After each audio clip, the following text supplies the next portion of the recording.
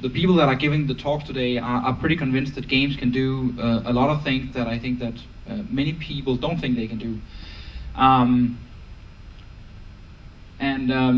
I'm just, before starting out, I was just out of curiosity, how many people in here think that games could be culture? Raise their hands. That's good, because when I got the question, I was kind of like, that's not really, that's a no question. Obviously, games are culture, obviously this is one of the best and most powerful ways to communicate on a worldwide scale.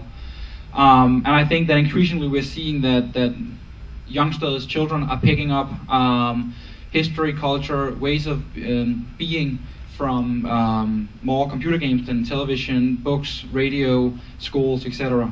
So we really need to dig into this area.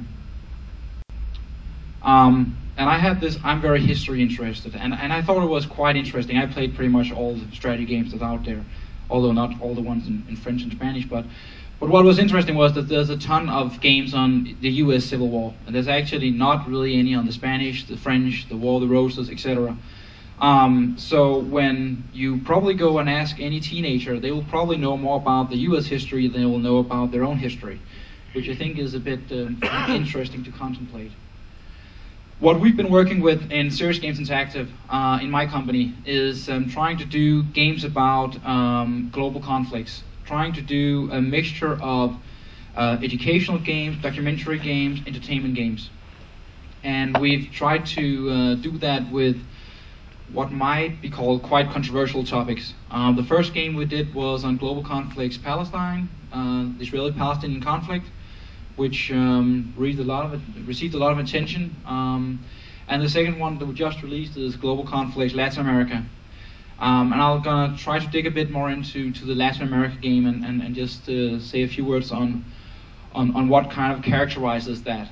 I think what is interesting when you kind of compare Europe to other places like US, which Pam was also talking about, is that when we show global conflicts in the US and other countries, they're quite surprised that you can actually make a game about stuff like that. So I think that in a lot of ways we're actually more capable of seeing what games can be rather than what they are in Europe. And I think that has a lot to do with, we have quite strong research traditions, we have different ways of conceiving media more broadly. We have a different children's perspective in some countries compared to the US.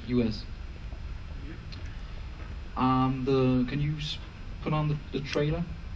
So I'm just going to show you a trailer about Latin America. And before starting it, just a few background words for any interested viewers. It was done for something like 350,000 euros.